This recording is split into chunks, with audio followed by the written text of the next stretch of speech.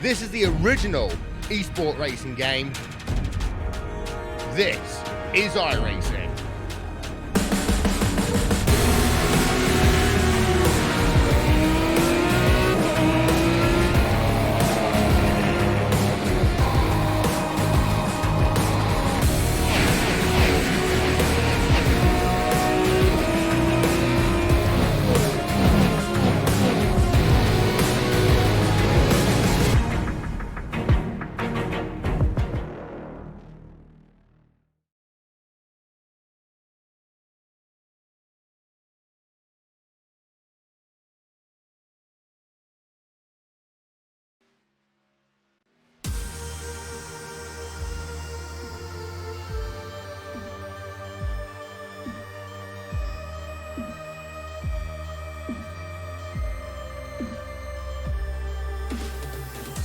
Live tonight for the virtual Auto Club Speedway, we say good evening, sim racing fans, and welcome to LSR TV's coverage of the 2020 Real Sim Racing Icebreaker Winter Series, supporting the Nevada Partnership for Homeless Youth. As always, happy that you're spending your Monday night with us on LSR TV and the iRacing Esports Network, where alongside myself, Evan Pasoko, I'm joined as always by Justin Prince and our producer Randy Jennett as we get set to go green flag racing for round number 7 in tonight's NPHY.org 200. Justin, the lone 2-mile oval on the calendar brings us out to the West Coast as we enter into the 4th to last race of the season.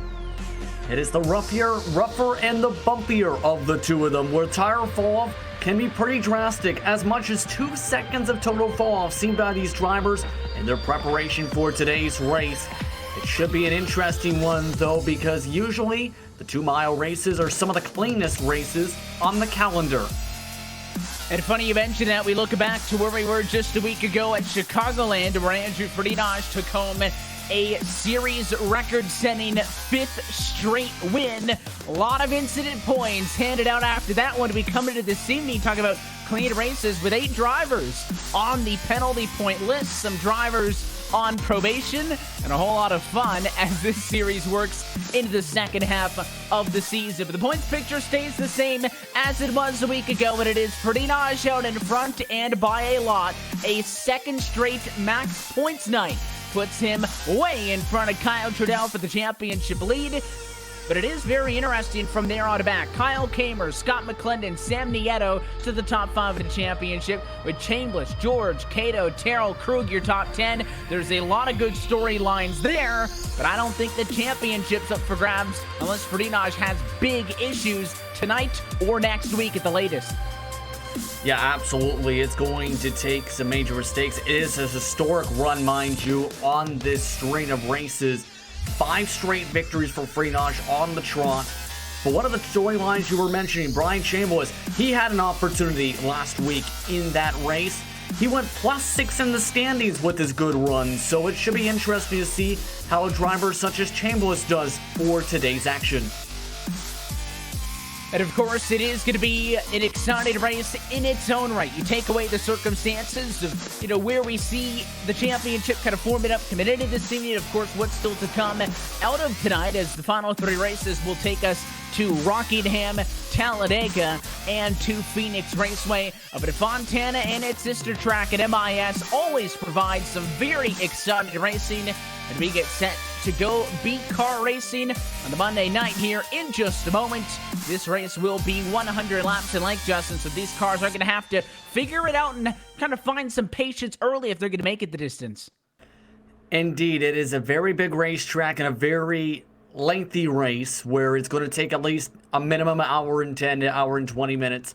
And you need to stay focused for this type of race. The question is going to be who will come away with the checker flag tonight.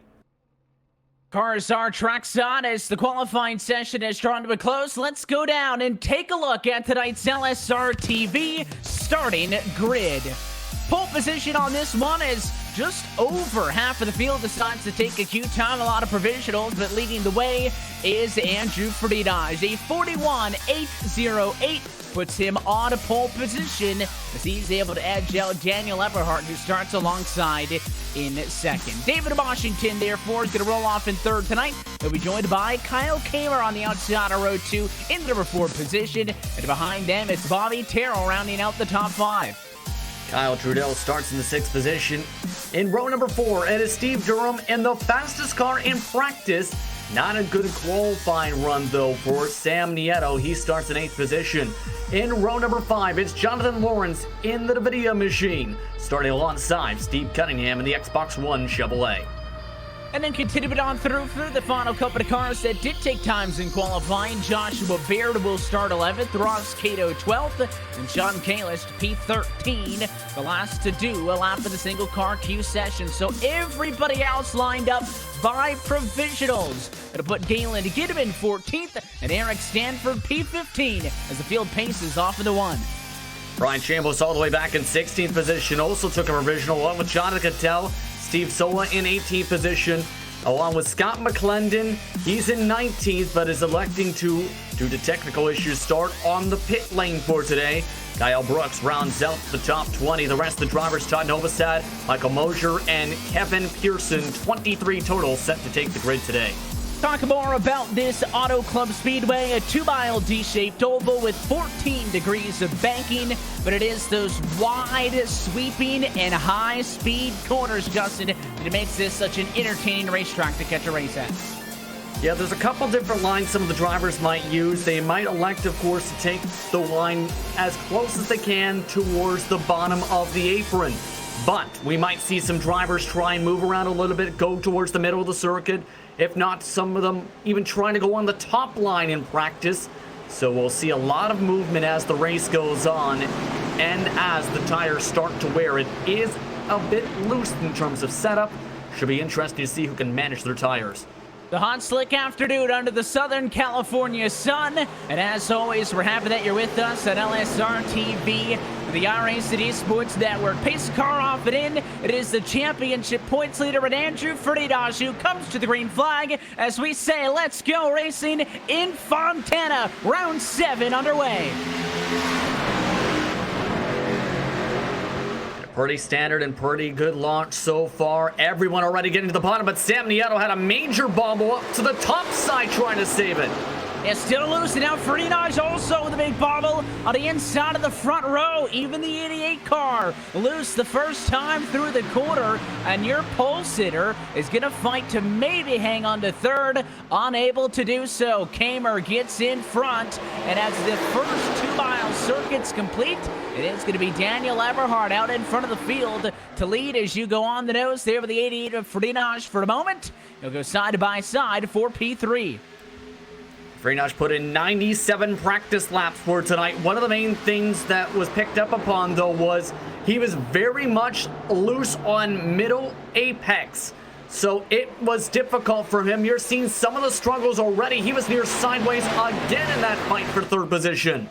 And you see they stay side by side just ahead of them. The 98 David Washington, therefore, assumed the number 2 position. He's in front of this duo now, but on the inside and on the entry to 3, Ferdinand does get that position back, able to clear Kyle Kamer for what is 3rd and 4th on the racetrack. Just behind them, that's the 7 of Kyle Trudell. We'll hold on that for a moment, though, because it looked like that 88 car was trying to go down to the inside. Peeking again now into 1.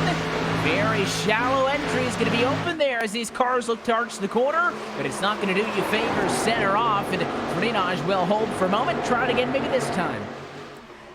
And these tires taking a couple laps to heat up despite the hot temperatures on the racetrack. Some of them should start to get the grip they've been waiting for in the next lap or two. But if you want to make passes, you have to time them up just the right way. At Auto Club, it's not quite easy. It's a bit of rhythm in terms of how you time it up. It's about corner exit, getting a run down the straightaway, and then trying to get that done by corner entry. If you don't get it done by the corner entry, the driver on top has the chance to defend and power on back. It was funny on that opening lap. You talked about some of the drivers, having some scares. Sam Nieto, one of them, who had a bit of a bobble, and just as that happened, Freenage did also. So these cars really struggled to really get the power down to the ground and get that grip on the opening lap. Looks like drivers have settled in quite a bit since then. We see Freenage still trying to find a lane on the bottom. That was a good shot down the back straightaway. You can see that pretty much the entire field and single file themselves out for this 200-mile contest. A little bit longer mileage-wise than the last few weeks out have been. That's why I mentioned that these drivers, of course, with the draft, need to make sure that they are mindful on the start of the race and any restarts that may come thereafter to make it the distance in this one. And as you see now, some side-by-side with Trudell going down to the bottom. Kyle Kamer, he'll take that spot away. So move the 7 car up 2 from the get-go. And he set the fastest lap of the race. In fact, faster than any time in practice and qualifying. That last time by while trying to make the pass. So Trudell's looking like he's on the move already in this field. Looking fairly comfortable. Again, the corner exit, especially off turn 4, can be so critical, in my opinion, at this track today to try and prepare yourself to go through the field if you want to. You also have to make sure you don't burn up your equipment too much by trying to send it in too much into turn 1. Also, all but one car that we looked at on the LSR TV starting grid was able to take to the green flag. Kevin Pearson, who did take a time into practice and was slated to roll from 23rd, has not taken to the green flag, so it looks like he made DNS officially in this race. I also know that Trevor Valderrama was trying to get some laps in earlier and is having some equipment issues with his computer, so that is why he is missing at least the start of this race, if not more. We'll keep an eye on if any of the drivers drop in or drop out, but here's a fight for second. Peeking to the inside is Freenage. He'll go down to the flat of the racetrack, try to work the apron, but they're both going to have to creep back up the hill if they want any sort of shot at making 1 and 2. He's got the nose there, and the fight is on for second. Freenage had the better exit speed for the past 3-4 laps off of turn 4. But you can see, you can get the run down the back straightaway. Not as big as, say, Michigan because of all the bumps you have to go along on this circuit. So that ends up making it a little bit more interesting when it comes to the battles. That top line, still the preferred one, in my opinion, off of turn number 4 to be able to pinch the driver down and try and get the run down the straightaway. You can see even about 2-3 laps leading up to it, he actually made the move that he was peaking multiple times to try to make that spot on the inside work. Now he'll really drive it in hard into 1. He'll get nose to nose. That's really what he lacked on the last time through. The car pushes up, and awfully tight quarter racing in this fight for second position. It's not only, as it continues, going to allow Daniel Eberhardt to get away a little bit. Don't look down. The Kyle Trudell into 7 is right there, and contact now as a shot to the bumper from Washington. Trudell now leaning on his quarter panel, and somehow through all of that, it's Freenage on top. Well, he definitely sent it, that's for sure. He licked the stamp, stuck it to the envelope, put it in the mailbox. But that makes it very difficult now for the rest of this grouping. Kamer's now back through with Trudell, and now you've got to make sure that you try and time this up right. You don't want to get over aggressive and cook your tires and lose your right rear by the middle portion of the run with how hot this track is. So you got to be careful at this point. And I was surprised that the 7 didn't get himself into trouble there, because we saw the initial crossover by Washington. A lot of contact there, and it slowed him up enough that I thought when Trudell went to the bottom that was where the contact was going to be. And luckily, everybody's able to hang on to it. We stay green and no issues. It did give Eberhardt about a half a second boost. His advantage was at about 7 or 6/10 of a second, and it got up to about 1.2 the last time by. This time now, 2/10 gained once more. So the Denali car's feeling himself up front. You know that it was obviously Andrew Freenage starting on a pole position, Justin. But, if you look to the practice times compared to the qualifying, I mean, Freenage was only 3rd best. Washington, Nieto bested him. So certainly that would indicate that it is not going to be a stroll in the park like it has been for the last few weeks. Though, to be fair, we have seen it start competitive and then really start to swing on those long runs. Absolutely, and this was one of the main things that we talked about a bit. If you want to gain up points on Freenage, you have to essentially beat him on the racetrack.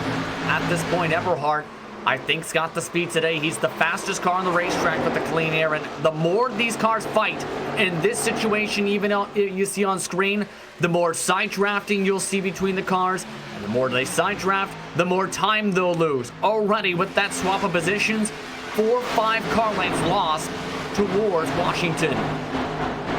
And we'll see if that's going to ring true, of course, with Kamer, Trudell, and all of these other drivers still mixed up front. Not missing a ton going on in the mid-pack. You see this next set of drivers, the two of the Edos there, then Durham, the orange and white entry, the Ford of Bobby Taro. Behind him, you've got the team cars of the Fast Forward Esports entries, Galen Gidman, Ross Cato. That is 9th and 10th position.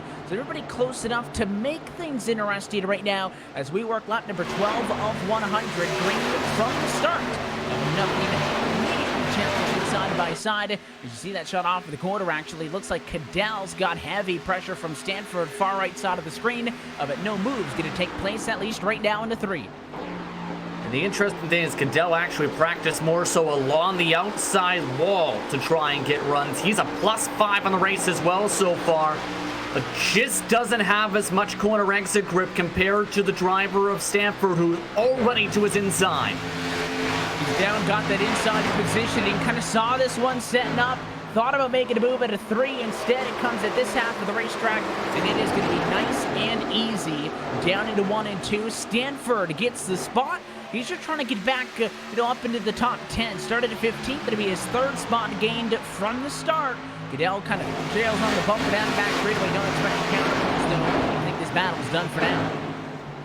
For now, for the time being, yes, but there is a fight just up the road starting to form up, and it's a revolving door of battling. 7th on back just opened up because Durham got stuck on the top side, and now Gidman's the biggest mover of the race so far. Evan, 6 positions gained already since the drop of the green flag. He was at one point top 5 in the practice charts. And as, of course, we're qualifying, it becomes oh so important is you really help yourself out with all of this track position off the bat. You can see that side-by-side battle come down the back stretch, and Cato does stay up in front of the 10 of Durham. So Durham, somebody else who is dropping back just a little bit. But in the case of Gidman opting not to take a time in qualifying, which we typically see, Justin, in these Monday night races, about a third of the field opting not to take a time in the queue. Tonight was almost closer to half of the field, maybe indicating a little bit of the uncertainty around what they would expect to see early on in this race. But if you can stay like we are now and get some green flag laps in, you'll see those more consistent race cars definitely start to work their way through the traffic. I think I understand the reasoning of it too is basically, especially off turn 4, if there was going to be an incident, it would be very likely off of that part of the racetrack.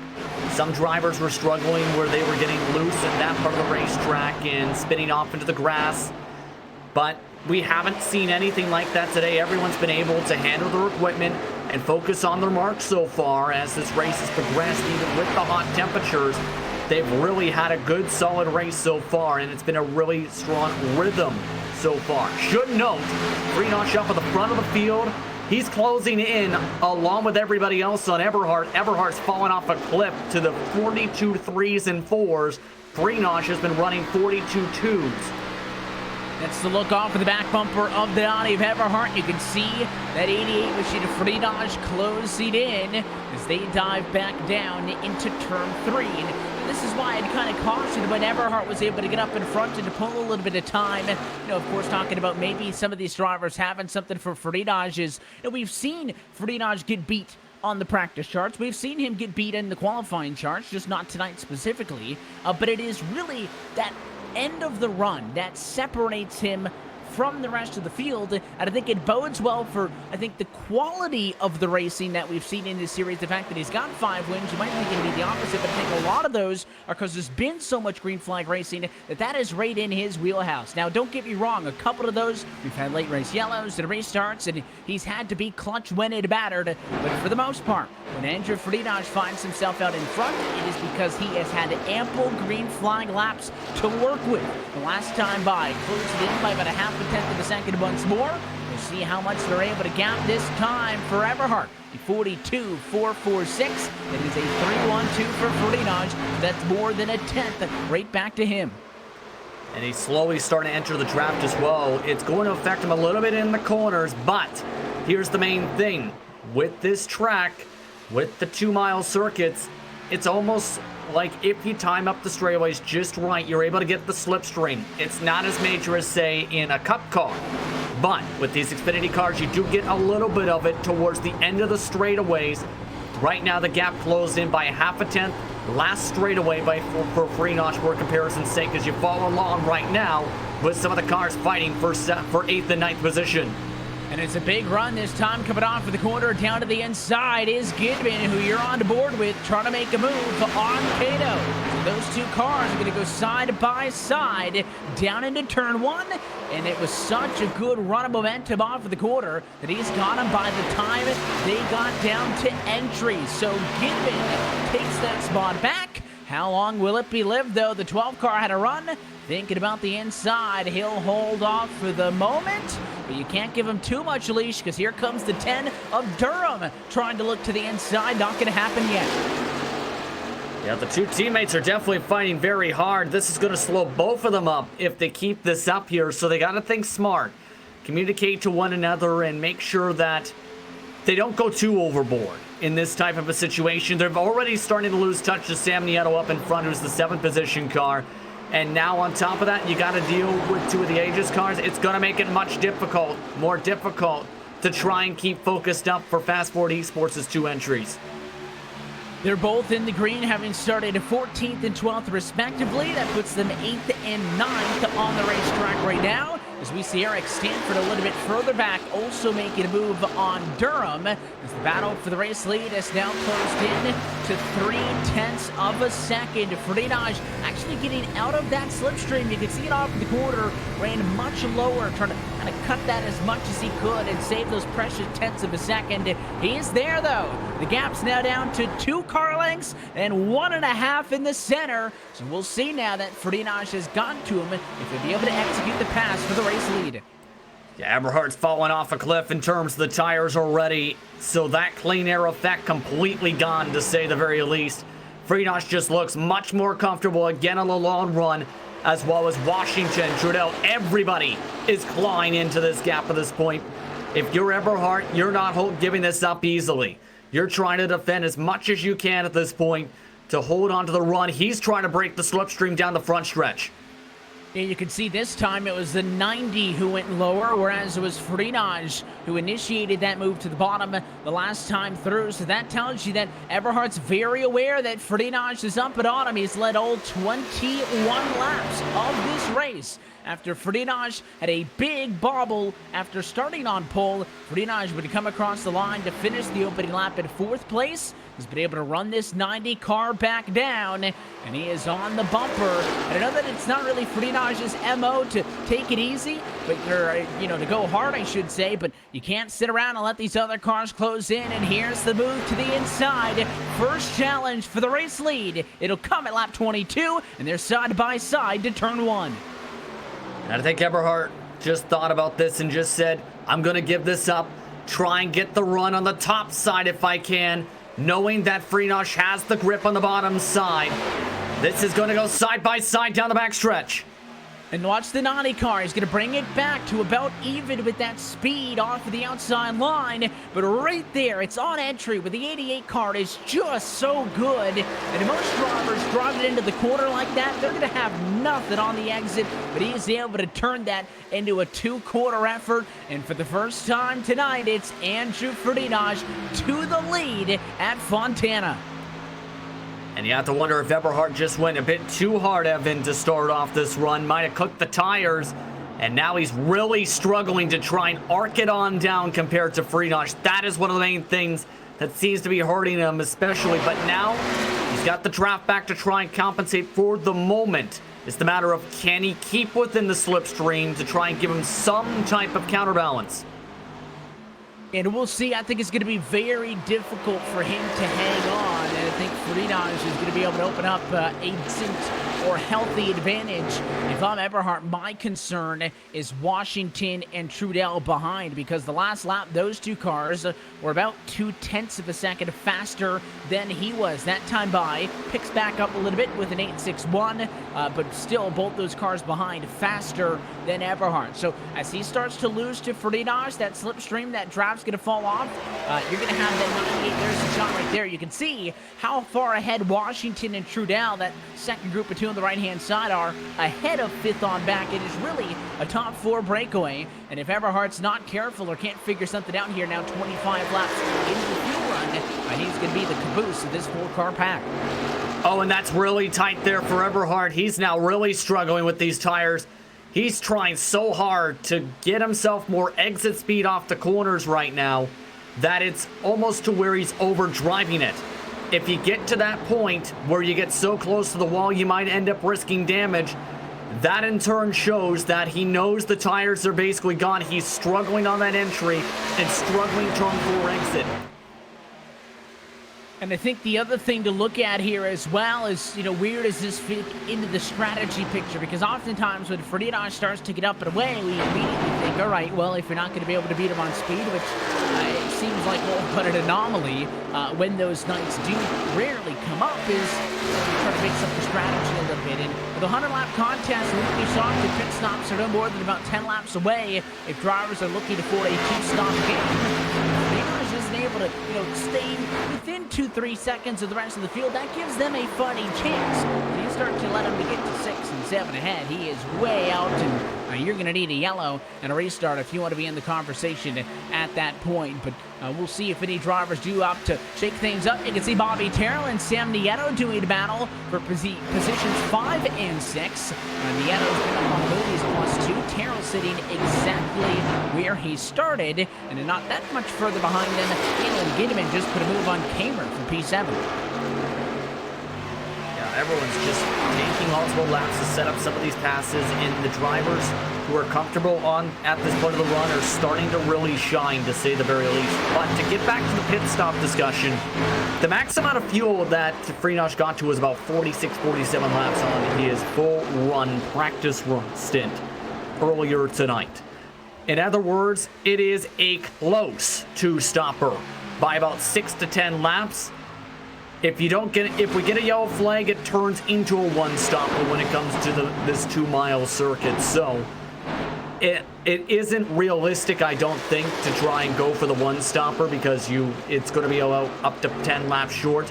But we should see drivers come down, say, lap 40 to lap 50 to start their second windows. And we'll see if there is, any indication from some of the cars maybe outside of the top 5 or so to make those first moves. But then, of course, in these battles, like the one you're looking at now with Nieto and Terrell, if the two cars would, kind of sunk in the back of the 4 here for a couple of laps in a row, maybe he goes to undercut the 4 by just a couple of laps. I mean, he's been within 4 or 5 car lengths of him for nearly 10 laps, unable to make the move. So in the same respect that Eberhardt might go for the undercut on Friedrich, you could very well see that very same thing with Nieto trying to go for the undercut on Terrell, and that is simply just to pit before him, get those fresh tires, and hope that that 1 lap difference, if that car were to be to follow you down pit road, that 1 lap of the faster tires, while they're still out there on the olds, can get you what really, if you look at these two battling, Justin, really the difference there is like 0.2 of a second. Yeah, just a couple tenths, as you mentioned there, yeah. And you can tell at this point that it's difficult to try and get a pass done. At Auto Club specifically, as well as Michigan, because of how much rhythm you have to have, especially off of turn 4. But it isn't impossible. As long as you're able to time it up just right. Heck, even try and just get the throttle inputs just right off of turn 2, you can get some types of runs. It's just Nieto's not been able to pull anything in on Terrell at this point, other than a couple 100s essentially in terms of distance between him and the 4, despite the lap time difference.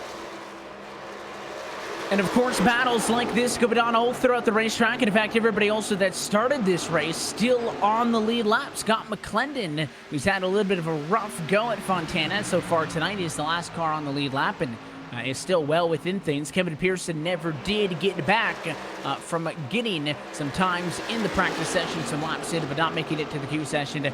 So it looks like that he will just simply not make it here. But the battle for second position is on because that 98 Washington gets up and around Daniel Eberhardt. So he takes away P2. You can see the all-white car in the middle there. That's Eberhardt. Trudell now next up to him. And based just solely on speed, I would expect Trudell to be able to make that move somewhat easily, just as we saw Washington do. And then Eberhardt would find himself fourth in this top four breakaway. 7-car closing in now. Essentially, Eberhardt was let on by Washington, knowing he wasn't having the pace that he had down on the front straightaway. So basically, Eberhardt's tires really lighting up. You'll see it in about a moment or so. It would have been down the back straightaway, where Washington got the run. Eberhardt, knowing that he was to his inside, said, you know what, I'm going to lift off the gas, let Washington go, knowing he was quicker by a couple tenths of a second. So you'll see it just at the end of the straightaway up on your screen, where Eberhardt realizes, I got to think big picture, doesn't want to fight too hard, and lets by the 98. And we'll see if he does repay that favor then to the 7 to Trudell as well. You're on board with the 7 as he makes, there's that look down to the inside. In fact, actually on the replay there, just let him go, gave him the inside positioning. He has yet to do that with Trudell. Now he'll do it, but it'll be a flip-flop. He's coming down pit road, in fact. Eberhardt to the pits, and he's following Farinaj down because the 88 car from the race lead, basically one of the first race leaders down. You can see some other cars on pit road. Michael Mosher's pulling off of the pit lane. Some of those cars from outside of the top 10 though, but it was Farinaj who pulled the trigger right at the 1/3 mark, and Eberhardt pitted in response to him. We actually had Kyle Kamer also pit just a lap before. So all the Aegis cars ducking in this time by for their scheduled pit stops here, and I actually like this call. Splits the race directly into thirds. Go 33-66, checkered flag essentially. It's going to be, it simplifies the strategy, so to speak, for the race and limits any sort of fall off. Both the 90 and the 88, great pit stops. Yeah, they both get in and out of the pit lane real fast. Eberhardt, in fact, closed a ton of time on Farinaj getting down to the pit lane. And on exit, it's going to be where he would challenge or struggle to keep up with him. But he is doing his best. These cars are digging. They got to stay down on the apron until they hit the blue cones. They're back up and onto the racetrack. And we've got a challenge for what essentially will become the race lead once more. But because Farinaj made that call first, and despite the fact that Eberhardt was able to get right to the bumper, but unable to pass him or clear him, Farinaj stays in front for now. We'll see if it holds, as they'll now mix it up with a Washington car on the outside, who's your leader, but on old tires is going to look like he's standing still here. Yeah, the difference in times, nearly 2 full seconds at this point in terms of fall off. You can see just how much they've pulled away, even with the 1 lap difference. They're going to have the chance to pull a little bit of distance away from Kyle Trudell. So we'll have to see how Trudell does on the 1 to 2 lap fresher tires. Curious to see what Washington does with this strategy now, since it looks like he's committed to try and get the freshest tires out of the 4. And of course, it's going to hurt him temporarily now as he's on this end of it. If you're talking about Washington's case, that is.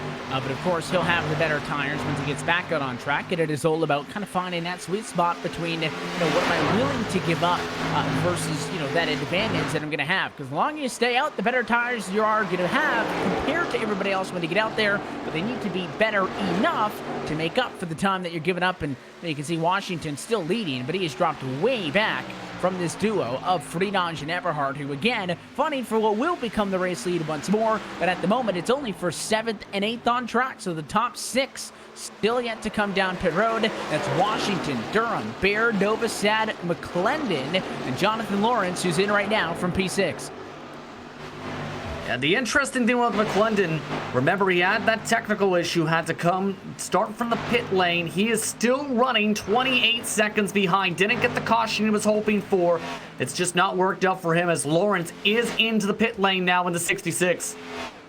He's already down to the pit lane, mentioned that one, so now we wait for the top 5. Couple of more cycling on around this time. Joshua Baird is in, so he'll pit from 3rd. You are seeing all of these cars around Washington, not a huge concern, because again, he's 6 seconds ahead of Steve Durham, who is the actual second-placed car now, but it does go to show you how slow he is on his old tires. He just ran a 43.7. The car that passed him in Bobby Terrell is about to come by and put down a much faster lap than him, but he continues to stay out just at a lap 38. Could he possibly think of that one stopper, which, I mean, talking about when we talked through the strategy 10 laps ago, noted that probably not the first decision we would make, but I mean, at this point, you're way late in a 2-stopper. It's a bit of a gamble right now. He'd lose a ton of time on the track, but at this point, you're basically committed to the strategy at this point if you're Washington right now. Now, most of the field has already gotten some of their laps back all the way up to P number 11, already about to be P number 12. So if you're Washington, you're committed. At least until lap 40. Keep on going at this point. If you try and abort too early, it's not going to work out as well as some drivers may think. What we can see now is Washington, Durham, Novosad continue to be the holdouts. In fact, McClendon just now blended back up and kind of into the middle of things. He also still needs to come down to the pit lane. But these are the times where the concern is when you pit. And again, because Fontana is a big track, this is something else that's unique to the larger racetracks. And 2-mile T-shaped oval like this, about as obvious as an advantage I guess you could get from it, Justin. A lot of the time, the race leaders going to kind of be coaxed into modifying their strategy if they know that somebody else is going to stay out, because they don't want to get stuck a lap down if a yellow were to come out during the pit cycle. But because this racetrack is so big, they were only a lap down, you saw, for that very brief moment when they both cars, you see them continue to fight right now in a good exchange for 5th and 6th on track. They were only down a lap for a brief moment. We're able to get back around Washington. Cato, Chambliss, Baird, Cunningham, Brooks, Kalis, Lawrence, all those drivers a lap down right now. They're not going to actually be running a lap down when this is all cycled through, but as they sit at the moment, they are, simply because of the time that they lose coming to pit road.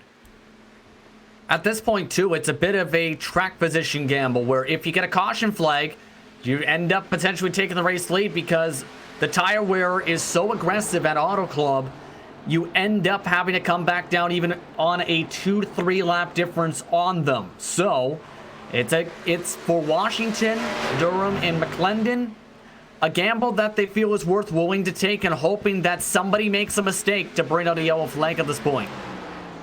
And we have not really seen, admittedly, aside from a couple of those close calls early on in this race, just in a lot of loose conditions. You tend to see that, hot, slick racetrack, track temp at 115 degrees Fahrenheit. These tires, again, still with this new tire model that drivers are still, somewhat getting 100% equated to, especially when you've been on, the older tire model for so long that a change is very noticeable. Washington is in, though, from the race lead, so he'll give up that top position. But all of the cars have looked relatively in control. Some of the close calls have been really with cars getting close to the fence. I mean, going, wide, trying to spread these corners out. And I think that the, minimal amount, per se, of only the 14 degrees of banking plays a big factor in that.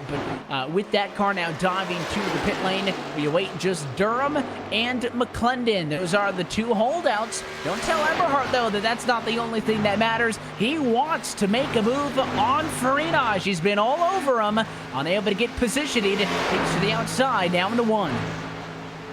Yeah, and Eberhardt knows that he's better on the short run. Farinaj is better on the long run, so I don't blame him from trying to fight as hard as he can. This is a good line, though, to get the crossover. That's the kind of line I was talking about. You can get to the backstretch. He sent that up all the way down from turn 1, but he started on the outside. He's got the position right here, though. When you noticed Farinaj make the move earlier, he had such a big advantage how hard he drove it into the corner on the inside on quarter entry. You just didn't see that from Eberhardt. He can't do what the 88 car was doing. He's still there. Got a nose on the quarter panel. We'll try it again into turn 1. But if you're not making up a ton of time right there, that's a great entry. Exactly what it needs to get clear. He did it. Nice move by Eberhardt, who gets back around Farinaj for the moment. Just just as they put McClendon back down. This is actually for position. The 22 has still not pitted. That is a pass right there for second. Yeah, McClendon not getting that yellow he wanted this entire race, but don't look now behind them with all this fighting. Kyle Trudell's now entering the picture once more. He's only about 7 or 8 car lengths back. He might want to make this a 3-car fight. He showed some great speed in the first run, and he's got 1 lap fresher tires than these two. And we'll see if he's able to be the X Factor on board with him. Made the pass on to McClendon. The gap up to those cars in front, just a little bit less than a second.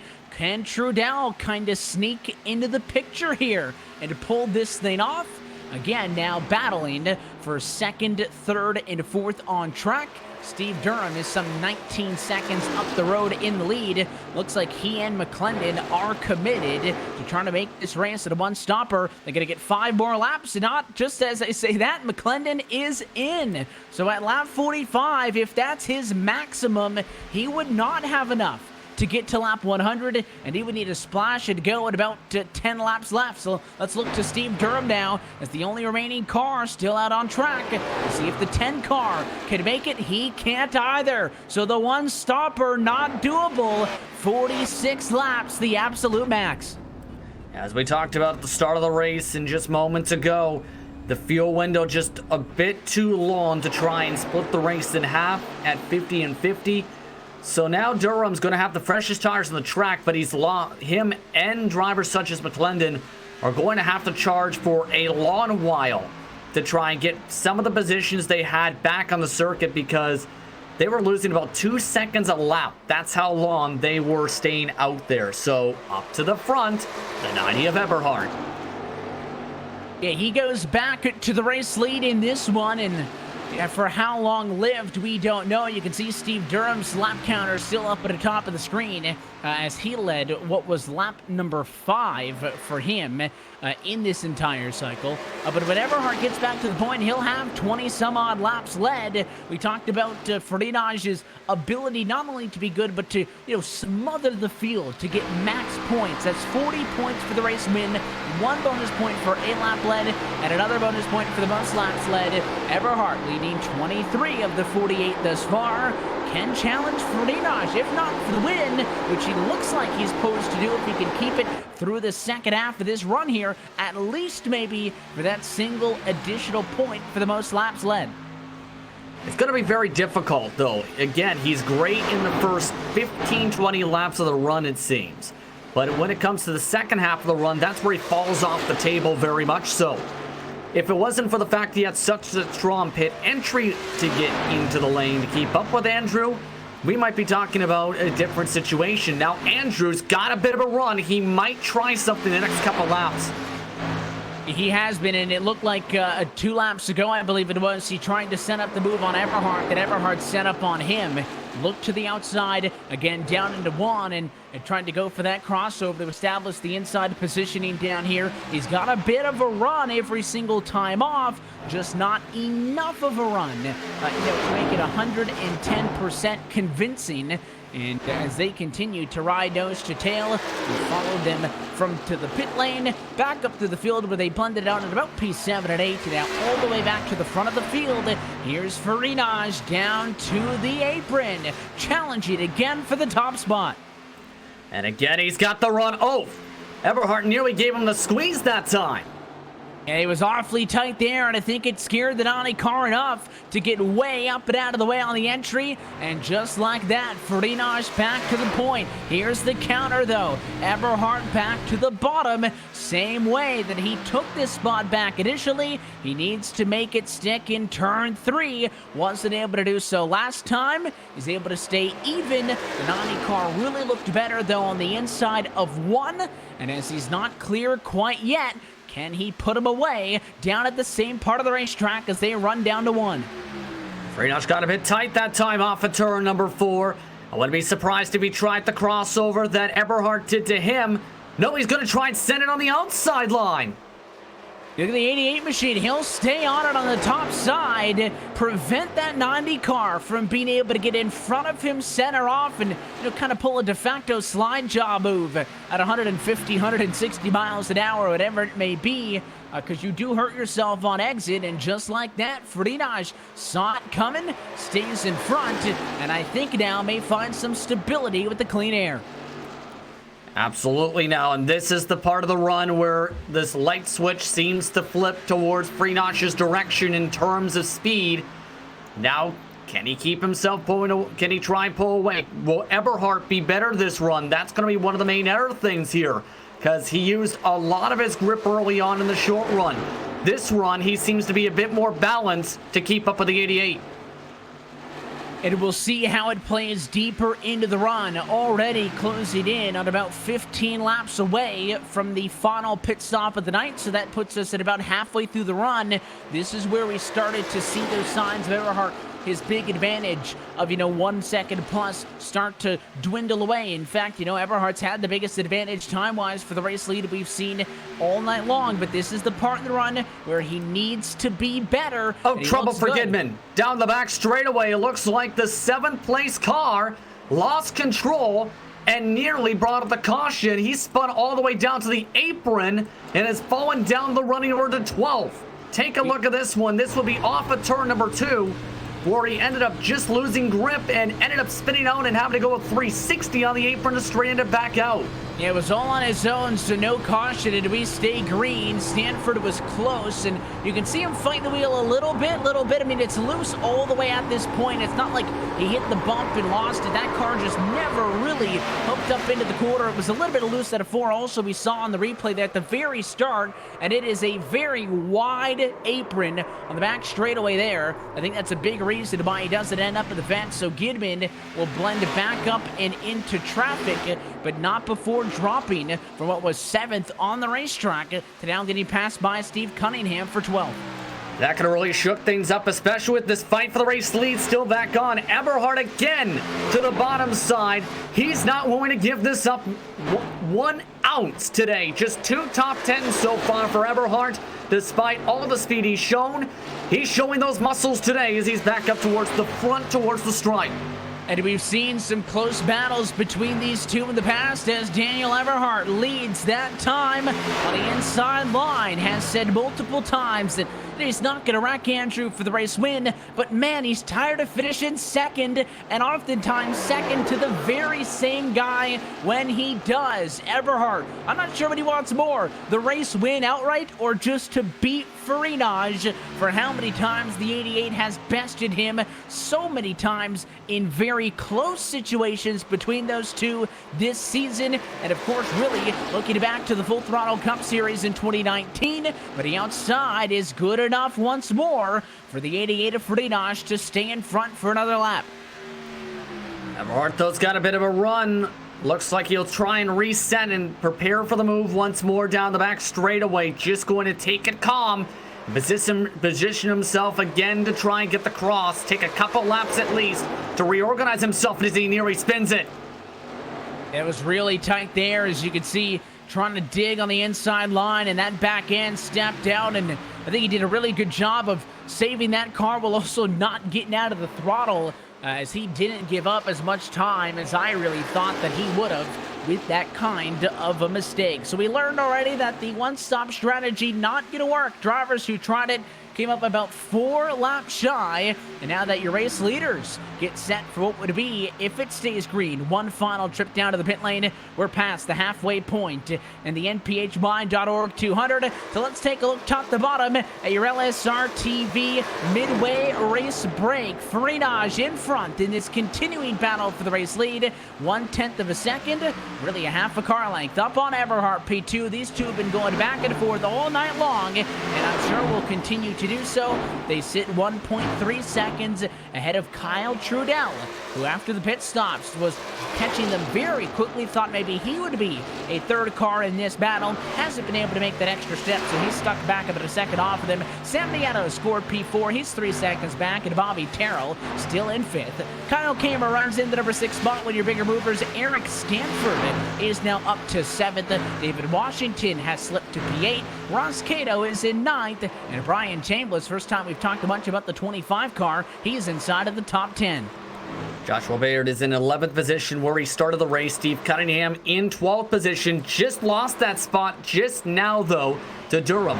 Gidman, Novosad, and Brooks is the following positions 14th through 16th up on the pylon, with Sean Kalis all the way in 17th in front of that battle for the race lead that's still heating up, with Eberhardt back up in the front. They'll also have McClendon and Lawrence 1 lap down, with Sowa also 1 lap down on the racetrack. Only then additionally, Michael Mosier in 21st position, 2 laps down, is on track. Jonathan Cadell's night is done as the 69 machine parked it, so he'll finish 22nd and last on the racetrack. And I think we saw a bit of that fight for the race lead once more as they passed Kalis. What we were talking about, that 43 machine who now becomes the first car lap down, scored in 17th position. Frenage just could not keep it down on the outside. Seen a lot more loose conditions on the second run. I don't know if it's a combination of the race track continuing to get heated up and combination of the rubber getting put down, some marbles up there, whatever it is.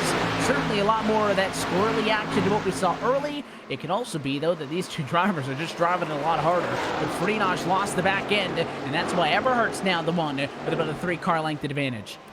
It could also come down to the fact that there's a lot of rubber placed down on the racetrack, and I was talking about this with some of the team owners for the Pete side, actually, where if you end up having a lot of rubber down on the racetrack, it limits the fall off as the race progresses. The more track usage, the less fall off you'll see as the event progresses. So right now we're seeing the amount of fall off this run is only about a second. Last time they were in the 43-second bracket at this part of the run, so that in turn is allowing more grip to try and fight for positions like this. And it's leaning towards Eberhardt's direction to be able to hold on to his race car and be able to hold on to this lead. And we'll see if that is the case, as the 90 and the 88 machine have, not dropped off. That was the concern, really, for Eberhardt here, is would he drop off on the second half of this run? Well, Trudell has, because just laps ago, when we took a look at that LSR TV midway race break, he was 1.3 seconds off. Now he's nearly 2.5 seconds off the race lead, so his pace is falling. And on that note, Trudell's pitting. An early stop for him. He'll come down pit road with 39 to go to get his final bit of service. And he's rolling the dice at this point right now. Again, the rubber is on the track, and if he's able to have a long enough run, might cycle up to the lead. The thing is going to be the worry about, can he be able to defend on older tires compared to, say, an Eberhardt or a Frenage or even a Sam Nieto? That's one of the main risks he's going to be taking with this early pit stop here. He will certainly, if we are able to cycle through all of this, he'll be the race leader. But the question is, depending on how long these other cars wait, are they going to be able to get back to him sooner rather than later? He's going to get the fresh rubber, and he will get to the race lead just as he was kind of dropping off and out of contact with these other two. So you do see Scott McLennan also in this midst of 22 mission, again, not for position. He came down to the pit lane after trying to go for a one-stop strategy, so he'll try to get by on the inside, but Eberhardt's going low, not going to allow him through it. A little bit of a bottleneck here as the 90 had a really slow run after he didn't get a good exit off of 2, and McClendon, who doesn't want to be a factor, stuck behind the 90. As we go for the race lead again, the 88 car too loose up top to make it stick. And that was a very, very bold move from Eberhardt. He got tight off the corner, knew that if he let McClendon go, Andrew would have got the run for the corner. The reason he pulled that block, I think, was to keep him side by side with the 88 to force him to compromise the entry of turn 3. Now, Frenage is going to have to work again for a couple laps to try and fight with Eberhardt for this race lead. I don't know if I would have made that same move, but it's a bold move regardless. And I'm not sure what the play was for the 90 of Eberhard as it works out, because again, McClendon had gone to the very inside to get around him, and I think he kind of came down hoping that he would give him a push or some sort to kind of give him some momentum, because he was worried about Fridaj passing him. And I felt like that was a missed opportunity for Andrew up top. Yeah. As he had the positioning, and for now numerous times in the last couple of laps, outside line in turn 4, having the positioning, just not having the run to actually make that move. That car doesn't look as comfortable as it did earlier on. I'm surprised, though, that McClendon didn't even basically kept it as calm as he did in that situation, knowing that he had what is essentially 10, 15 lap fresher tires than these two. But now for Andrew, your focus is one thing. Fight, fight, fight, as they continue to go to 35 laps to go. And of course, for those who don't want to swing way off of the strategy like we saw, in that early trip down to the pit lane for Kyle Trudell, who is gambling because he's still a lap down right now. You figure a 100-lap race, you're going to go for 2 stops and 3 runs. That your pit stops come at 33 and 66. So the next time by, we are going to be at 2/3 distance. Bobby Terrell to pit road. Kyle Kamer also down to the pit lane. So if they want to hit it right on the money, you can expect them to pit this time by, if not really soon. Sam Nieto just put his hand out the window as Trudell just drives on by the outside. Well, these two duck their way down. No. So a little too much speed to even think about at the point. They're trying to stretch it maybe another lap or two before they duck it down.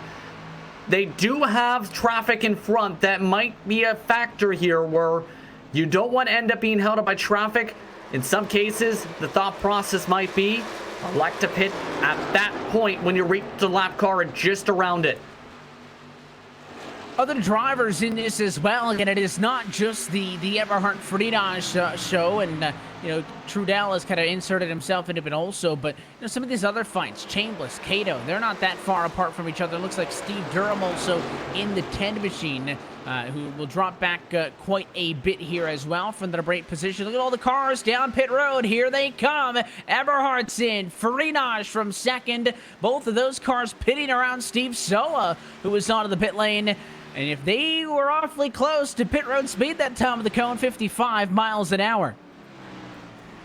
Yeah, both of them having, again, great entries there, trying to carry as much speed. It's the same type of entry to Michigan. You do have a bit more space here at Auto Club here at this 2-mile circuit. Just got to get on the pit box signs. Looks like Freenach a little bit further back this time compared to the 90. But of course, you'd rather be, I guess, shy in the box than going too deep, as these drivers know that, missing the pit stall would really be a game ender this time. We'll look to the drag race off of the pit lane, and it is better by Eberhard and then some, because again, he gets to those cones before the 88 of Fridaj does, means he gets to put the power down before he does, and he is going to get quite a nice gain on the inside of 1 and 2. Yeah, 41.8 right now for Trudell. It's going to become the major question, though. How long would it take the 90 and 88 to try and reel them in? It wasn't as great of an exit for Andrew Freenach. He spun the tires getting off of the pit lane. There is the difference of surface. The asphalt for the pit lane, the concrete for the pit boxes. That, I think, factored in a little bit in terms of the tire spin in pit box 1. The updated intervals this time by, Daniel Eberhard scored 7th on the racetrack. He is about, looks like, 1.5 seconds ahead of Andrew Fridaj. Now that's about the gap that Fridaj had to close in to catch him on the first run of the race. So history would tell us it's possible, but on that last run, Eberhard was a lot more consistent, didn't fall off. And that would be a tall order for Fridaj if the 90 can keep that speed. Also, remember Trudell, who undercut both of these cars? He's 4 seconds ahead of them, currently scored 4th on the racetrack. So the 7 in P4 is really the race leader in all of this. Yeah, this is huge. If this ends up working, this will be very huge for the number 7 machine. But it's still a long way to go in this race. Still a pretty substantial gap. He is looking good on the short run. compared to the 90 and the 88. So we'll have to see how this is going to all cycle through as Eberhardt's in traffic. And it looks like as we continue to wait now for Stanford, who is down pit road. So he gives up the number 1 position. David Washington now will assume the race lead in this. In fact, actually, for the 98 car, he was down pit road last time. So it'll even cycle further through. And I believe Kyle Trudell may now be at the very top of the scoring pylon, with Stanford having completed his service. Indeed.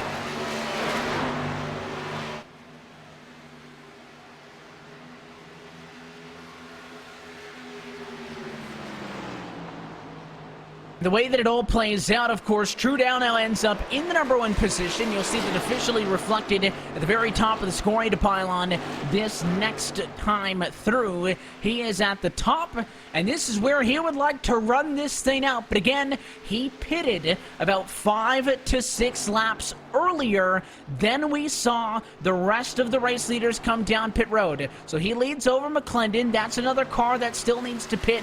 His real concern is Eberhardt now 3rd and Frinage in 4th. He has 4.2 seconds to Eberhardt. The last time by, he was only a 1/10 of a second slower. If they can keep that, this thing may just be possible for the 7. Absolutely potentially possible. He just has to keep it on the track and keep his rhythm. Here's my concern though, Evan, is going to be the long run. It is only about, give or take, 4 to 5 laps difference on the tires. If that long run pace factors in, he might be reeled in towards the end of this race in the final 10 laps, and then everything may go off, and not just the tires.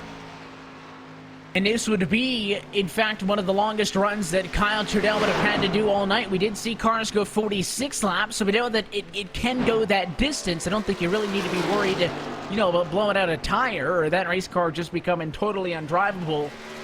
But it would be about 7 laps further than anything he's done. So he does have to account for that and have to make sure that the equipment makes it to that point. And at the pace that he's running now, he was doing very good. Last time by, though, Eberhardt better by 4/10. That's a big jump. They've kind of cleared some of the miscellaneous traffic, the likes of McClendon, who still need to pit, but are now out of this battle for the race lead. So it is now the correct 1, 2, 3. There you see it up top. Trudell 1, Eberhardt 2, Frinage 3. It's going to be decided amongst these cars. They can all go the distance on fuel. The older tires for Trudell, the only thing working against him. Yeah, the fall off is starting now. Start to kick in on the 7 machine. 4/10 picked up last time by the 90. And the difference is right now, Eberhardt looking more comfortable on quarter entry and apex. Trudell is nearly sliding his way through the corners right now, drifting around this track. So that difference is coming in big. Trudell struggling off the corner. Eberhardt, not as much right now compared to the 7. And I know that it feels like we're very much within the home stretch of this race, and we are, but Justin, 25 laps at Auto Club Speedway is still a long time to go. And if he's already pushing that car to where it's slipping and sliding, I don't think that bodes well for him being able to save much. Yeah, I don't think he can really even afford to save, because if he starts to, the gap's going to come down even quicker, knowing everyone behind him is also pushing and knowing they're on the slightly fresher tires. So at this point, you're just hoping that the gap holds on and that at the very least you're able to defend for some time to try and fight for the lead. There's still 24 and a half laps or so to go to decide this thing.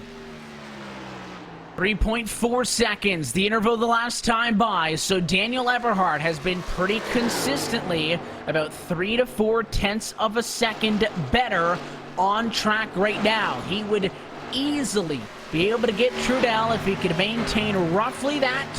If this race gets all 24 laps to go, that time by to the end, still uninterrupted. But you can see as they go down into 1 and 2 that Frinage has also closed in just a bit on Eberhardt. Again, after the pit stops, Donnie did very good getting off of the pit lane, and he had pulled to about 1.5 seconds So Freenage has been able to close that gap down to closer to a second. It is good for the 88.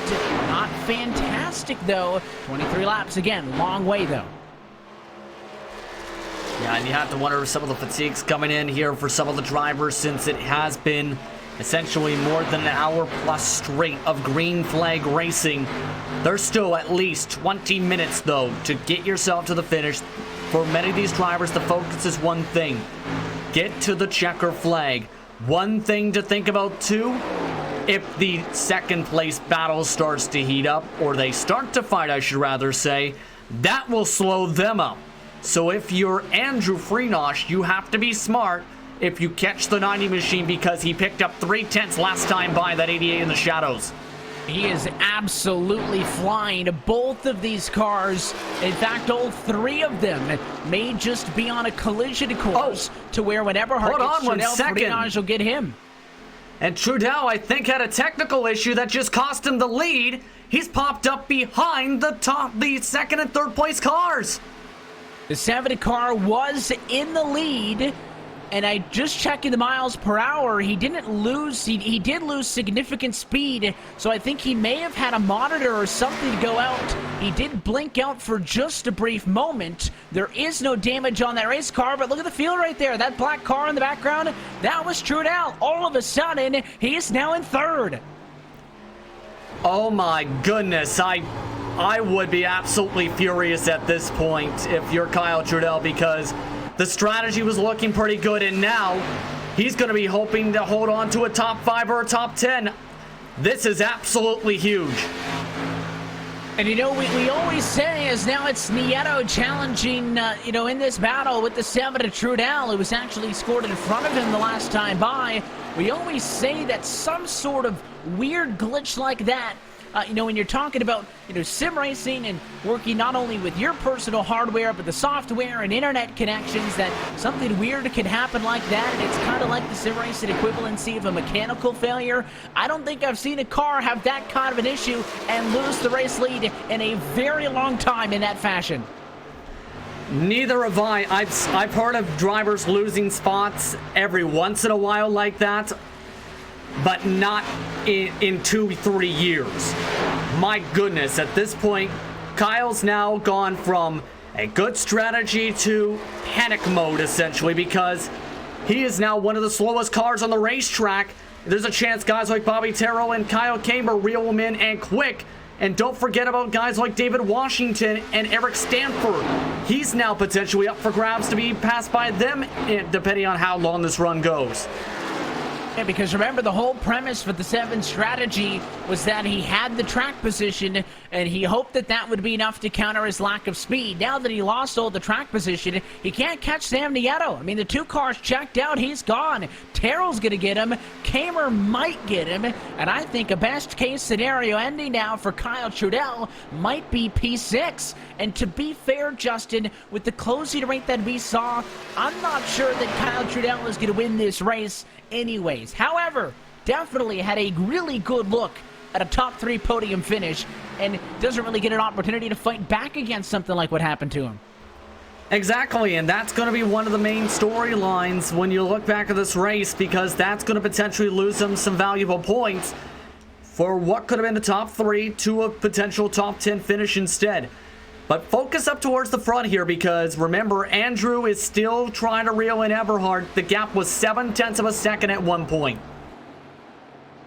And it is now down to just 0.2. So Freenage turned up the wick, just as we had kind of noticed the issues there with Trudell, is what I was mentioning, that if it had allowed itself to play out, I think Freenage was going to get to Eberhard just as Eberhard got to Trudell. Instead, it is only going to have to come down to these 2. And I believe, though, something very interesting of note is at this point, with now 43 laps led as of this time by, Daniel Eberhard may have just secured the most laps led. Would be the first time in 3 weeks since somebody not named Freenage has done that on a Monday night. And this would actually be a great finish overall for Eberhard, regardless of where he comes home in, whether it's first, second, or wherever else inside the top 5, because he had been losing points for the past couple weeks. It's been a rough up and down. Just 104 total scored on the season. Now, there's a chance he can move himself up as high as maybe even the middle of the top 10 in the standings from the 11th position. So this is huge for Eberhard for confidence boosting, and of course, knowing you've been one of the fastest cars all race long and getting better and better as this has progressed. And I don't think a lot of people would have been surprised if we said off the get-go in this NPHY.org 200 that you were going to see another installment of Daniel Eberhard versus Andrew Frinage. But I don't think really a lot of people would have predicted the nature in which this has kind of come to fruition. In fact, especially now in the final stages of this race where it's Frinage playing catch-up. Yeah, and the thing is, though, I don't know how Andrew's going to be able to try and get this done because they're dead even right now, just about in speed. And with how much rubber's built up on the track, Eberhard's just been able to get that grip was missing at the start of the race when he pulled away. Now, it's the matter of can he be able to defend, because if he makes one mistake, Andrew will be able to try and capitalize here. A bit of a slide that time for the 90. And you wonder now, this is of course where those nerves start to kick in. The compliment that is often tossed, in Andrew Frinage's direction is that he's got that ice water in his veins, that he's calm, cool, and collected, and he doesn't make those errors. And, we already saw the big bobble out of him on the opening lap of the race, which he was able to recover from. We've seen a couple of times where he's gotten a little bit slideways at the outside. Those are pretty uncharacteristic, so maybe there's a kink in the armor tonight, and maybe tonight, of all nights, is where he is his most vulnerable. And if Daniel Eberhard puts together his best performance of the year, coupled with that, then those two kind of variables could align, and it could be why Daniel Eberhard is 13 laps away from his first win of the RealSimRacing Icebreaker Winter Series campaign. But the 90 in his own right, not immune to mistakes. We all know that Daniel Eberhard is one of the fastest drivers in this series, but it is harnessing that speed into something productive and long-lasting to get it through the race at points is where he has struggled, and these next 13 laps are going to feel awfully long. Last time by, time in favor of Eberhard. It's been the consistency as well in really keeping the car clean, because there have been some great performances where he was in the conversation to win the race or finish in the top 5, finish with the DNF. We've seen that in the Full Throttle RealSimRacing Cup Series in the springtime at Atlanta, for example. Second place, looked comfortable, had a sizable gap in that position, crashed into turn 3, finished with the DNF essentially. Can't afford to make that type of mistake today because he's the faster of the two cars now in this run. Andrew might have used a bit too much of his stuff up trying to close the gap up to the 90 after that pit stop sequence about 20 laps ago. It's 2 laps in a row that about 1/10 of a second has gone in favor of the Donnie as Daniel Eberhard looks to try to lock this one up. But again, for Kyle Trudell, it'd be nice if Eberhard does it win yet again. As we mentioned off at the top, Trudell comes into this evening second in the championship. And in fact, the highest running driver without a win. It's only round 7. Again, this Icebreaker Winter Series, only a 10-race campaign. Of the 6 races we've run, Frinage has got 5 wins. Those were all in a row. Only Nick Holslander, who was a championship competitor when he competed in the first 3 weeks of the series, had won at Daytona, the only other driver to go to victory lane aside from that 88 car. And you talk about the variables. If the only non-Frinage win came at a plate track, then Talladega could be a very good race to see that. But you also got Rockingham next week. Such a fun, unique racetrack. I think that one as well, where it's going to be real rough and take a lot of driver skill and finesse. That could, play into the favor of the 88 as well. But I know for Trudell here, P5, it might feel good as a moral victory for Frinage not to win again. But he's still higher than you in the points, and that means that 61 points advantage coming into tonight, if the running order holds, would only grow more. Indeed, especially over the man who tried to gamble on the strategy and had the worst of luck, Kyle Trudell. Remember, he was the man in second in the points. And now instead, Trudell, he's already fallen out of the top 5. He got passed by Kyle Kamer this lap and Todd Obasad, who was a lap car in 13th position. And now, remember I mentioned Washington and Stanford? Washington might take away 6th from him. And that's, I think, where I thought about he would finish, is P6 at the very end. So if Washington is able to get him, that's only a 1.1 second difference. Stanford might be a tough bet, as he's about 5 seconds further down the road. But I mean, that would really be tough for Trudell, who I knew he was looking at the lap times, and I'm sure he wasn't feeling, all high and mighty. I'm certain that he was concerned at how it was all going to play out. But just such an unfortunate turn of events after running such a good race and keeping in it. Yeah, he's a full second a lap right now, give or take, off the pace. That's how much fall off there is. 7/10 last time by. And when you have that much amount of fall off, there's nothing you can do except let the faster cars go in this type of position, because they aren't going to be as patient with you if you try and block, say, down the back straightaway. So right now at this point, Kyle Trudell, nothing really can do except hold on for the ride, hope he can get the most points he can, because Eric Stanford might be one of the last cars, if not the last car, to try and catch him. We'll watch, of course. You can see this big group here as this race continues to wind down, and right in the middle of all of it is David Washington. He looks to the inside of the 34 of Novosad, not for position. He is worried about Trudell behind him, although with the 70 car dropping off, I don't think that there is really any extra counterpunch coming, and Kyle Trudell may find his final resting place there in the number 7 position, as we're inside now of the final 10 laps from Fontana. Farinaj has put together a couple of good laps. He had got the gap back down to 2/10, and he just lost 2/10 that last time by. So you gain some, you lose some. The roller coaster up in the battle for the race lead. It seems like every time he gets within half a second, though, the aerodynamics and the aero push just starts to factor in, and he loses that back end grip. Causes him to slipper and slide around in the corner, and then he falls back out within range. Then once he falls out of range, he gets those faster lap times again. So the aero is definitely, it looks like, kicking in the middle of the corners, and that really is helping Eberhardt with that clean air hold on to this gap at the perfect time. And for a long race, it has gone green throughout. It has taken so much discipline for these drivers to keep these cars clean. We've seen, some drivers struggle. The majority of the cars a lap down are just a lap down because we've gone 95 laps without a yellow, and you end up laps down. But, for the likes of Steve Soa, who smacked the wall a little bit ago, the likes of Cadell, who, gets a DNF in this one, it is not a walk in the park to just be able to go the distance 100 laps at Fontana, unless you're being way cautious. The way that these cars have started to slip and slide around a bunch more in the second half of this race that we saw early on to keep them clean up front. The interval now is kind of inflated back to just over half of a second. Now 6/10 is about the biggest we've seen the difference on this run inside of 5 laps to go. Of course, Eberhardt is not going to let that heart rate come down until he at least sees the white for this race would be official. At this place, if you're the 90, you're saying, please keep it clean for only a few more miles, because I think it's going to be an absolute celebration and a half from Eberhardt, especially with how he did this performance. A dominating race today from Daniel. Of course, you look at the performance.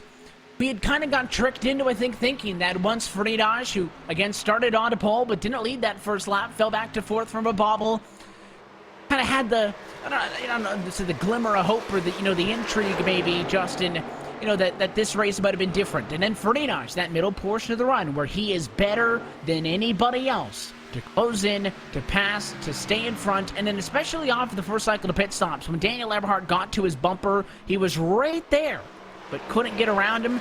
I thought that maybe that was it, because we assumed at that point, second half of the run, that Ani would fall back. He needed to get it in that first half, but Daniel Eberhardt impressed us. He got awfully close to the fence that time at a turn 4. We're not done yet, as he takes 3 laps to go at Auto Club Speedway. But this has been a very compelling contest.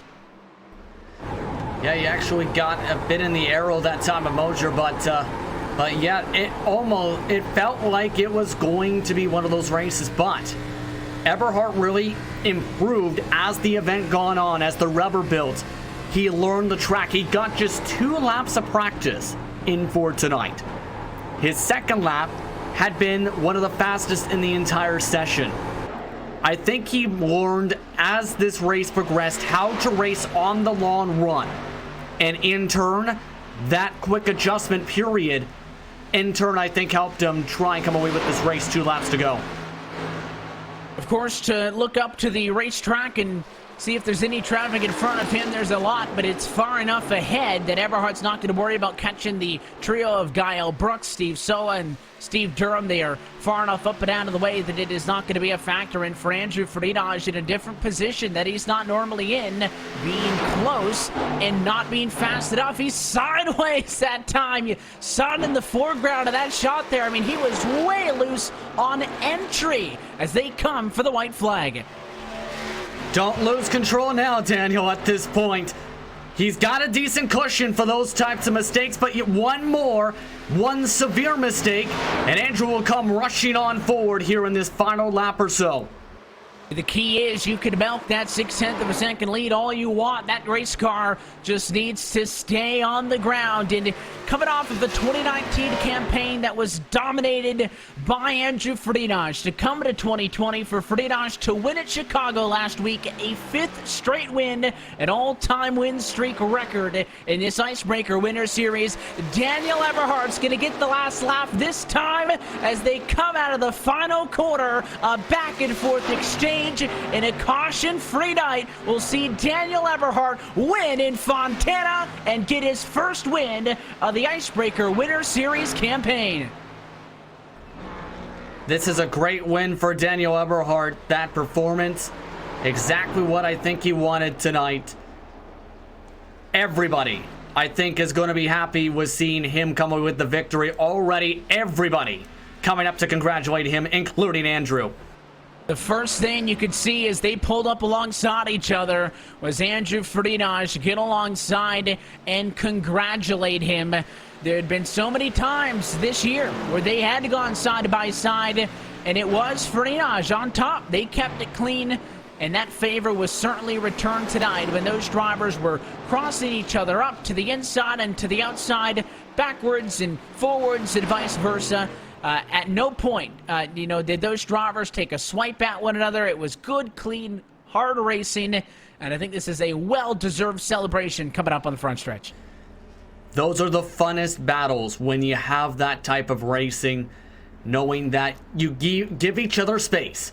You don't push too hard. You don't make contact. You try and keep it as clean as can be. And tonight, Daniel Eberhard getting the chance to burn it down in Gatorade Victory Lane. The first time on this 2020 campaign, it is Eberhard in Victory Lane, and we'll catch up with an excited driver of the 90 in just a moment. First, we'll take a quick opportunity to step aside and to come back to Fontana in just a moment. You're watching LSR TV's continuing coverage of the 2020 RealSimRacing Icebreaker Winter Series. It's Eberhard in Victory Lane at Auto Club Speedway. We'll talk to him next on the iRacing Esports Network.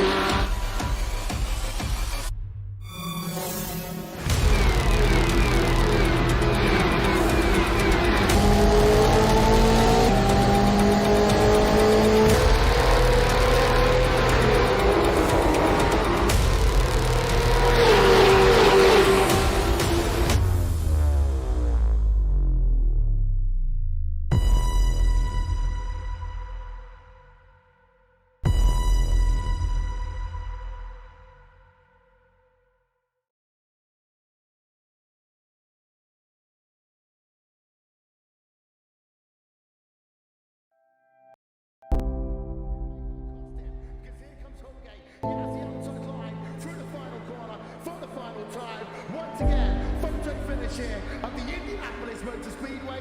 Will it be Tim Hogan? It's going to be Christopher DeMary at the line.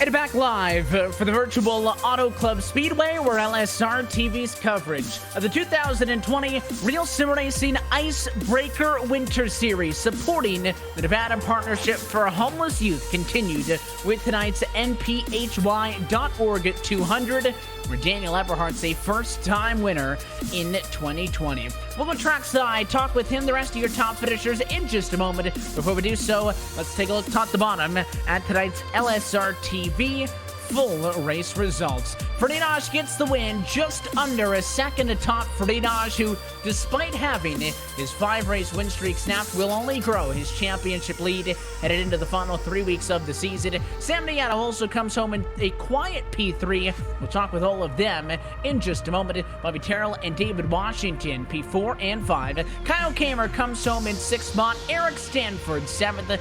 Brian Chambliss, 8th. Kyle Trudell thought he might have won this one, had a chance. A little bit of a technical glitch and a bad pit call in the end drops him to P9, with Ross Cato rounding out your top 10. Steve Durham comes home in 11th spot tonight, the last car on the lead lap, with Steve Cunningham in the 12th position. Scott McClendon started as far back as 20 seconds behind the field after he missed the grid. He comes home in 13th position. Todd Novosad finished in 14th, started in 21st, with Jonathan Lawrence in 15th. Sean Kalis in 16th, Gael Brooks in 17th, Joshua Baird in 18th, with Steve Sowa in 19th. Michael Mosier rounds out the top 20.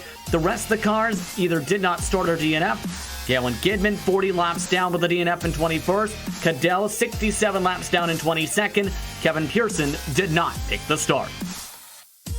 The look top to bottom at your LSR TV full race results coverage tonight, as always, in support of the Nevada Partnership for Homeless Youth. The NPHY is the most comprehensive service provider for the thousands of young people experiencing homelessness in our community, providing access to life-changing services for homeless youth 24 hours a day at virtually every street corner in Southern Nevada. NPHY's wraparound program stabilize young people's lives, meeting their immediate needs and providing a safe, supportive environment and a path to self-sufficiency. NPHY's individualized holistic services empower young people to not only achieve long-term independence, but to craft the futures they want for themselves. For more information on how you can help, go to nphy.org. We're trackside in Real Sim Racing Victory Lane with the driver of the number 90 car, Daniel Eberhardt, on top tonight in Fontana, California. Daniel, congratulations. Thanks, Evan. It's been a long time since I've gotten to talk to you, man. It's been quite a while. It was fun tonight. Well, I bet those last couple of laps felt like they took a long while as well. We had, been talking as we watched you and Andrew go back and forth a couple of times tonight that, we've seen this dance before. The 90 car on the 88, and oftentimes, as you know, and you've mentioned on the broadcasts, it's been Andrew who's edged you out time after time to be able to get that redemption and put together a full race effort tonight. What's it mean for you? I mean, it's wild to think about it. I love this new tire model. I mean, the new tire model they came out with. It's okay for the first couple laps because the car's really, really edgy. I feel like it needs to be a little bit more grippy, but after that, it's like a whole different race car. It's like, it just feels like the car's in the track a lot more. Other than when you get up to speed, it's a little shaky, but I really have enjoyed this new tire model on the B car, but I mean the A car, they just need to work on it some.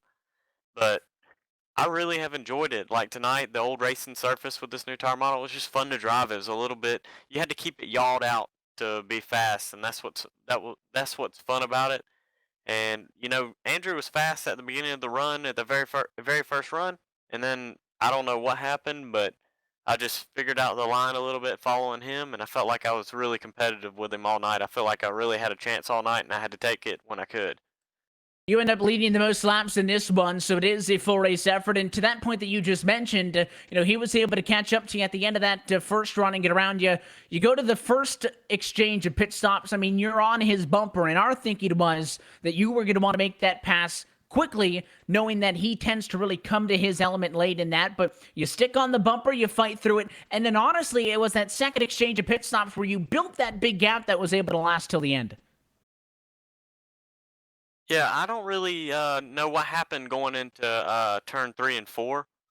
Uh, and coming down the pit road, I think one driver was coming into his pit stall. I think when we passed that lap car, Andrew kind of got held up right there. But then coming out of pit road, it was like I just like went from, you know, 3/10 all the way up to a second and a half lead from him. And I don't really know what happened to Andrew at that point, but I felt like he had a good long run car just like I did.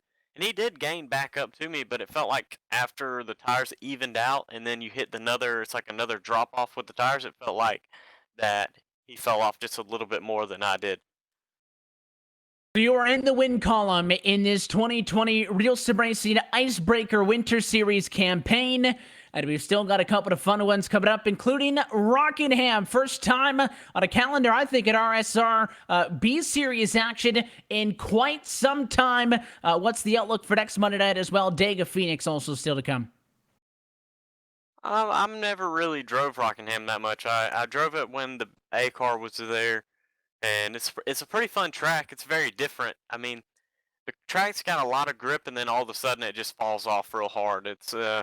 You go off into turn 1 and 2, and it just feels like a drop off. It's almost like a Dover filling into 1 and 2. It's like almost like a whole different set of corners in 3 and 4, though.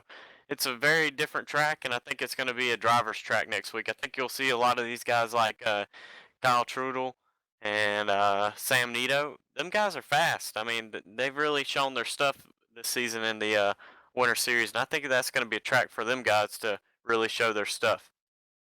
We're excited to see how that would be the 8th race of the season plays out. It'll be next Monday night, as always, here on LSR TV and the iRacing Esports Network. But for tonight's NPHY.org 200 annual and from Victory Lane again, who do you want to say hi to?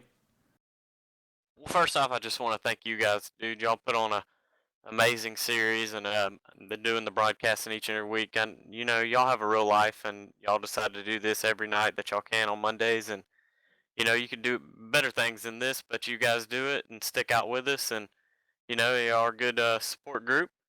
And got to thank all my teammates, Andrew, Kyle, Dave, Galen, and Ross. They're all great people, too. And I got to also say, sorry to the last time I ever had an interview on this thing to Andrew and I didn't mean to say that he really hacks or anything like that. I meant to just say that he's just so fast. It just amazes me, but he puts in the effort and he works real hard for what he does, and he's really just fast. I mean, comes right down to it. He runs with the pro guys when he's in a fixed series race, but he's really good. Gotta thank my fiance who watches from home, and I gotta thank the good Lord above. Race winner tonight from Auto Club Speedway. Daniel, we appreciate you being in this series all the time, and again, congratulations on the win tonight. Thank you, Evan. The race winner tonight from Fontana. And well, that ever so fast 88 was still fast tonight, Justin, but it is only good enough for second best. Your track side with Andrew Frinage. Yes, indeed, Andrew. First off, how would you describe your race? Because you and Daniel were scrapping for what seemed like half the race to battle for that race with victory tonight. One word, that was a ton of fun. I'm so happy. I think I'm still struggling to learn the tire model, and me and Daniel were, going at it there. I think I burned it off sometimes. Sometimes I thought I saved it. And it's just, I thought I had it figured out, but I really don't think I did. So it's a learning process, and just, I would say fun. It was a lot of fun tonight. What happened at the start of the race there? Because you got loose and went from the pole to fourth position in the span of one corner. What happened at that start? Yeah, throughout the week we did a lot of practice of that, and I knew on the bottom it was going to get loose. There's no, because on that original start we go on green, so you really don't have an advantage in the outside lane. If you can go side by side in the corner, you're going to get it. We didn't have any restarts, so nobody else saw that, but it definitely gets loose on the bottom, especially when you have a car right to your outside. I expected it. I didn't expect it was going to be that bad. I did an okay job of saving, then drove back up there, but that was expected. It just did a little more than I thought it was going to. Now, let me ask you this. How did you feel the tires were as the race progressed? Because Daniel actually talked about this in his interview, feeling like it was in the track more. How did you feel the car felt in the tires as this race went on today and as the rubber built up?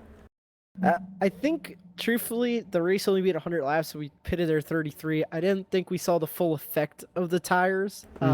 It felt like, I guess it was in the track, but if we went to 48, which is a full field run, I think you would have seen a lot more comers and goers. I think we were just on the edge there, kind of 30s when it started battering. That first run, I think I was pulling Daniel a little bit. Then the second run, Daniel was pulling me. So I think it would have been a little different. I think we need to have longer runs to really see the effects, but it definitely did feel in the track, and it was a different experience. I'm still getting used to it, so that's what I have to say about it. Next race, Rockingham. A different track, to say the very least. A unique track. Your thoughts as we get ready for that circuit? Love Rockingham. By far my favorite track on this sim. I have a really, really good record there in the official series, so I have a different line that I run in 1 and 2 and 3 and 4, so I really cannot wait for that. And, I think next week we have a chance to lock up the championship. We just got to gain 11 points there on Kyle, so that's kind of the goal going in there, and we'll see what we can do. Anyone you want to thank before we let you get going tonight? Yeah, real quick, I know there were some comments through the week, but I want to thank iRacing for giving us a service, people that can't afford to go real racing to come out and do this. You guys for putting the league on. I mean, all the work you guys do is so underappreciated. I can't say thank you enough. I really look forward to Monday nights every week. Everybody on this team, Dave Washington for bringing me on. Congrats to Daniel on the win. I'm happy he got one. That was a ton of fun racing, and just all the drivers in this league had a boatload of fun tonight. Congratulations on the second place finish tonight, Andrew. Thanks so much, guys.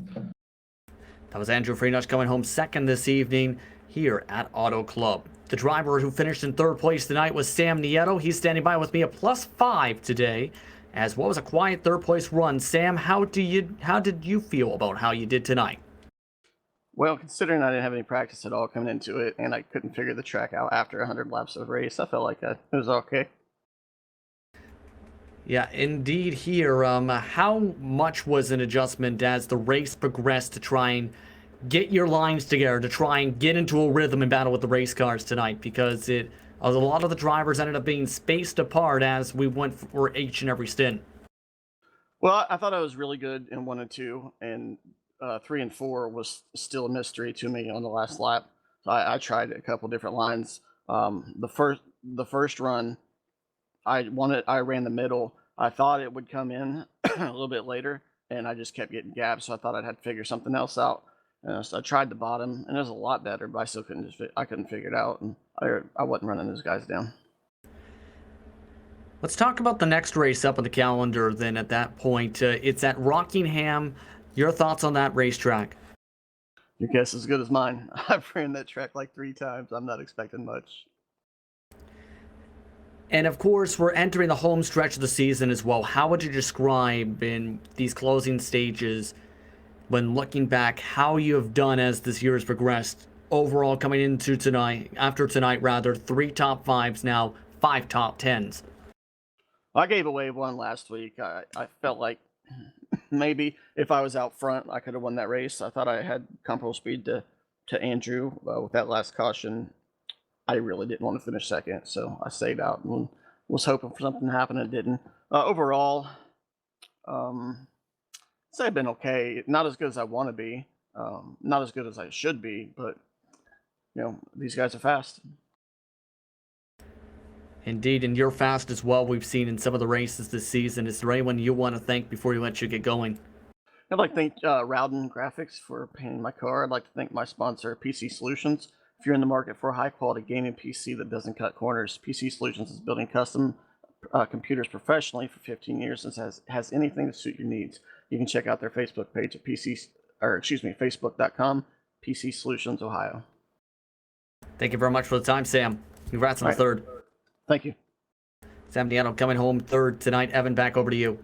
Well, big thanks, as always, to our top three finishers for chatting with us post-race tonight. That is Daniel Eberhardt, Andrew Friedage, and Sam Nieto, who are basically the top three, the top five drivers in the series, and they're able to prevail in a great race. We mentioned off at the top, you talked about, I think I mentioned it actually off at the top, trying to get the distance, and I think that it was relevant keeping it clean because, of all the incidents we saw at Chicagoland, and Green start to finish. Good race to mix in there as well. First time winner on the year. Had a little bit of everything tonight. Absolutely. Had some good battles, had some consistency, had some interesting pit strategies, and had some bad luck. So it was a good mixture, or bad in some cases, with the luck part of racing tonight. I'm really curious to see, though, what happens at Rockingham, because that is a unique track and a very difficult track, where it could come down to who's the best driver and who's able to keep it off the walls while making sure they battle the tires as they light up on that abrasive surface. It's going to be an interesting one, to say the very least, at Rockingham. And I did want to add on to that for Rockingham. It is a unique racetrack in its own right, Justin, but also it's not a racetrack that the Xfinity Series goes to. So, for those who tune in with us on Monday nights, probably familiar that this is a fixed setup series. It's still chalky with some of the drivers, and a decision is going to be made in the next day or two of what kind of setup is going to be run there. It could be a setup from a different racetrack that could be seen as comparable, or we may go with a completely custom setup at Rockingham. So it's a unique racetrack in the fact that just the surface itself, but also because it hasn't been on an active National Series schedule in some time, there isn't a setup that these drivers can go and practice with for that track specifically. That's going to make it very important about driver adaptability, because the time they have to prepare, about an hour and 20 minutes, if that is indeed the case, will be just about that. They can try and get comparable practice with some different things, but it depends on what your resources are. So it's going to make it very interesting to see who can get the most preparation. And out of that hour and 20 minutes, who's the fastest of those drivers, because they might be the cars to watch when the race gets underway.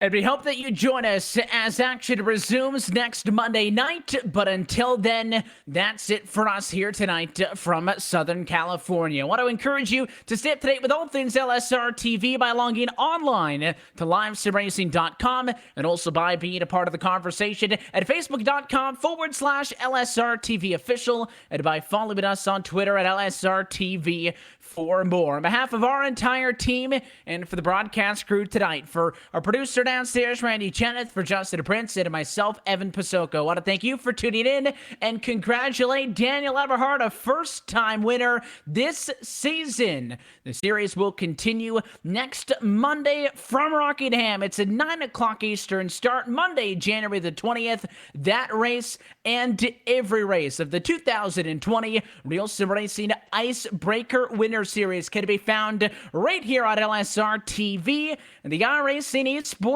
Network. Until then, good night from Fontana.